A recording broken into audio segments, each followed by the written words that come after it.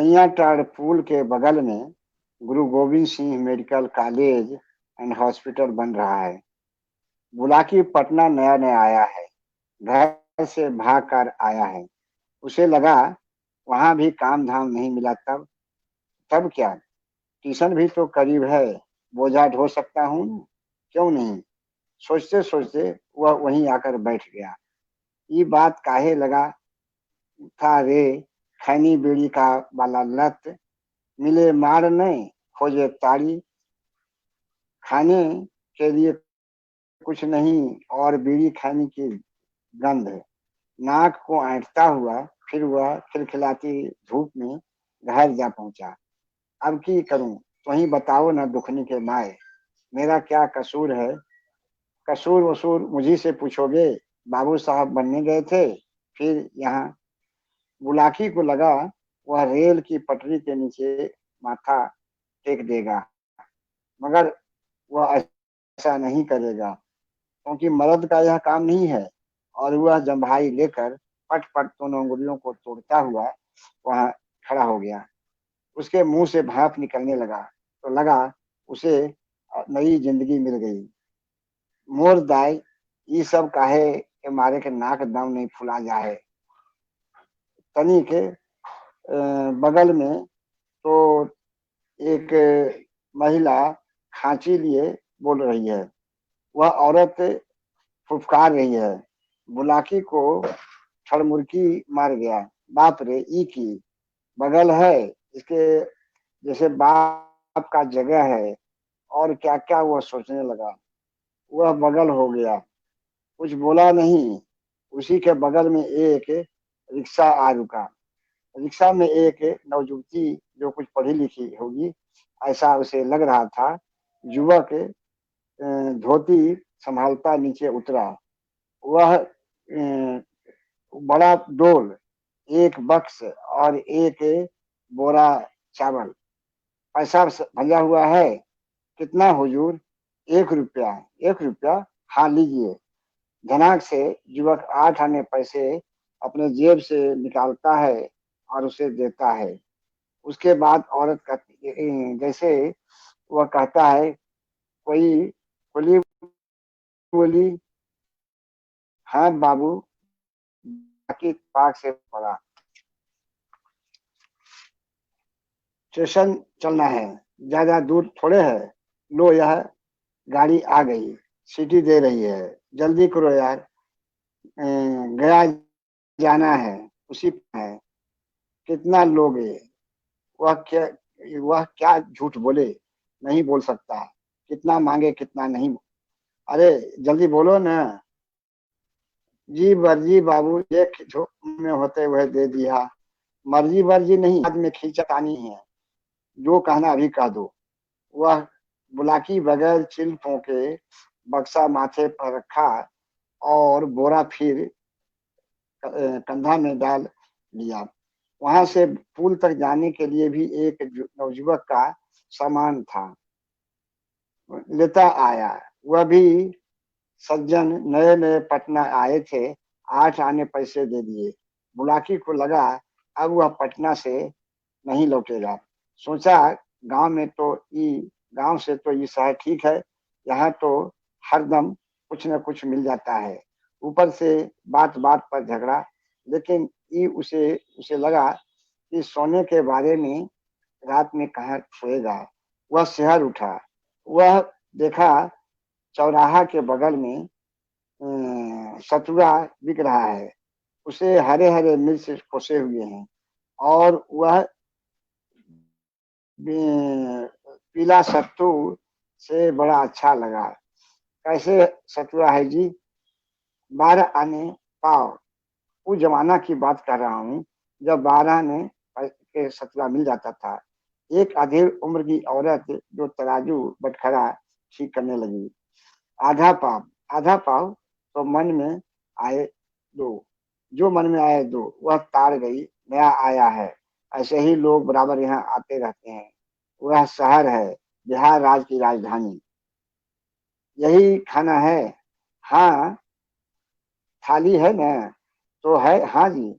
सत्तू सानते सानते उसकी आंखें तैरने लगी। उसे लगा कितना सफेद झूठ बोला था उसका बाबू कि शहर में हर चीज सस्ती है, यहाँ के लोग खूब रंग में रंगे रहते हैं, रंग बिरंगे कपड़े पहनते हैं, शहर में सत्तू कोई नहीं खाता। लेकिन ये क्या, दुखनी की याद आ गई उसे। तो उसे लगा वह खुशामद कर रही है। और फिर लोग आ गए थे, रिक्शा चलाने वाले, कोर्ट कचहरी में तारीख वाले, फिर कोई रोगी के साथ, और कई तरह के लोग।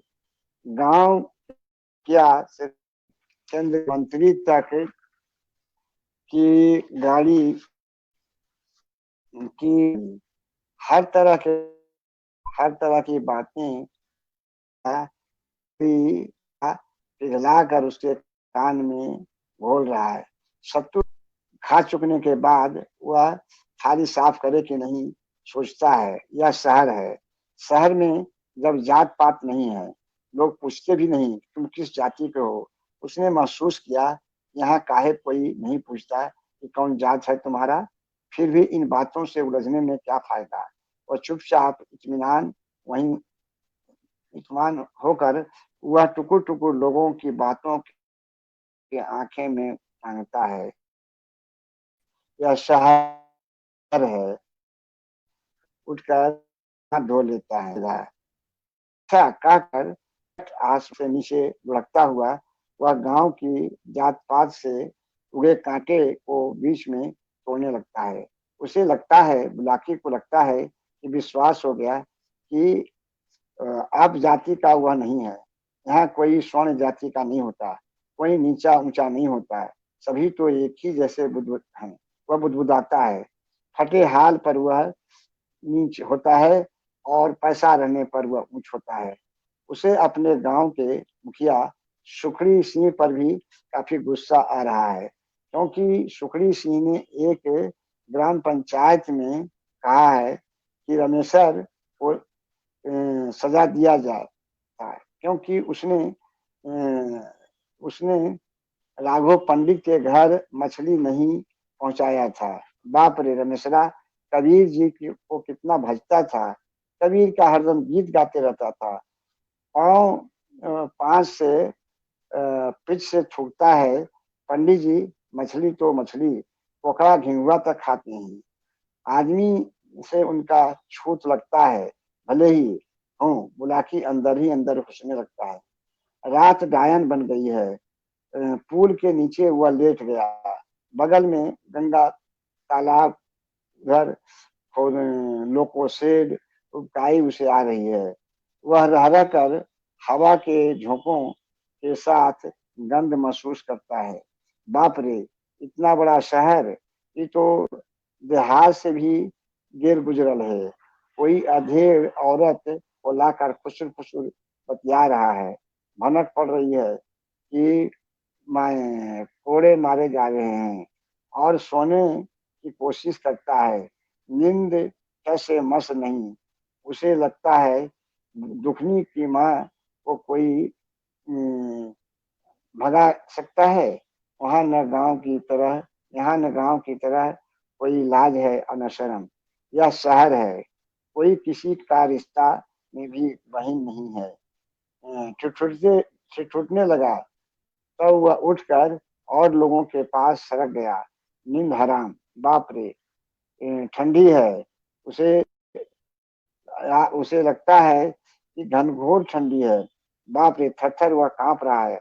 यहाँ मजबूर मजबूर इंसानों का पुआल भी तो नहीं है, कहीं धान वान का खेत भी तो नहीं है।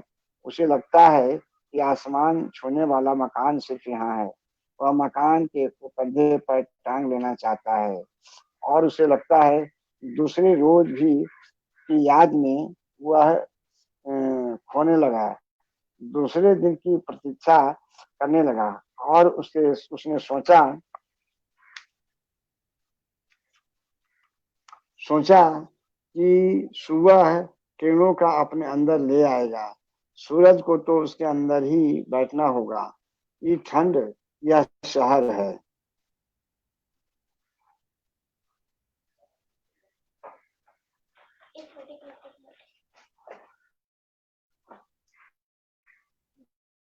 हाँ,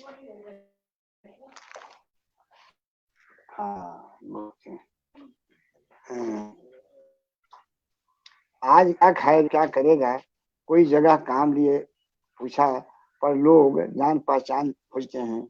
कौन यहाँ किसको जानता होगा, इतना बड़ा शहर पटना। बाप रे, बुलाकी को हुआ वह फिर शहर से गांव की ओर भाग जाए। उठो, सिपाही बुला रहा है। साला, बाप का घर बना लिया है कि पुल के पीछे कोई फिर भी है और हंटर खाएगा।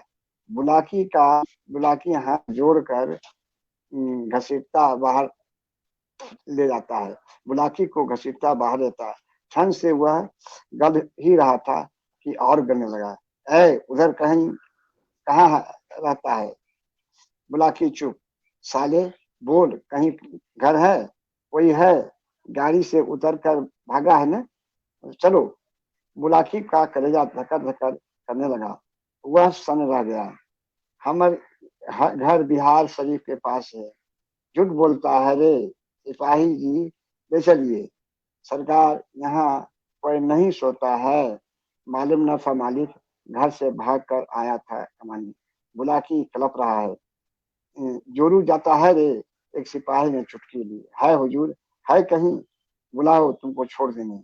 जब तक तुम्हारा मन होगा यहाँ रहना। बुलाकी को यह समझ नहीं आया और मन ही मन वह हजारों कस्में खाने लगा, लेकिन पत्नी को लाकर रखेगा कहाँ? बोल रे, औरत लाएगा, बोल।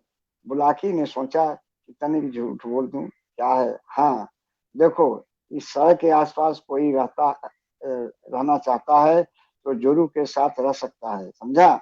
यह शहर है, इसका हर जगह कर लगता है। सिपाही जी, उधर देखिए, कोई आज जरूर है। सिपाही जी, मैं, ये कौन है? ऊपर कोई पेमन लगा चादर मट सिपाही के को लगने लगा। फिर भी उबकाई से वह नहीं उबता है। वह फिर चिल्लाया, हाँ सिपाही, एक एक छोकरी है। यह कान तक पहुंचते पहुंचते काफी नरम और गर्म होने लगा। धीरे धीरे वह वहां से खसकना चाहता था। कहीं तुम्हारा घर है? जी। चुपचाप सन्नाटा। बोलती क्यों नहीं? हरामजादी, वहीं सोना है। सिपाही जी, ले चलिए डेरा पर। डेरा शब्द सुनकर उसका रोना रोना कांपने लगा। बाप रे, ये सब तो कुत्ता से भी अधिक झोल देगा। और तुम कौन है रे? बोलता क्यों नहीं? ऐसा ऐसे ही कुतिया के साथ तू यहाँ आया है? सिपाही बहुत तरह की गालियां देता हुआ भीतर से हंस रहा है। बिजली जलाकर, जाओ, भागो जल्दी यहाँ से। वह वहां से भागता है। उसने सुना, बाप रे, दूसरे पूरा शहर कांप कर अलग होता हुआ खदर खदर खदर खदर की आंच पर पड़ा है।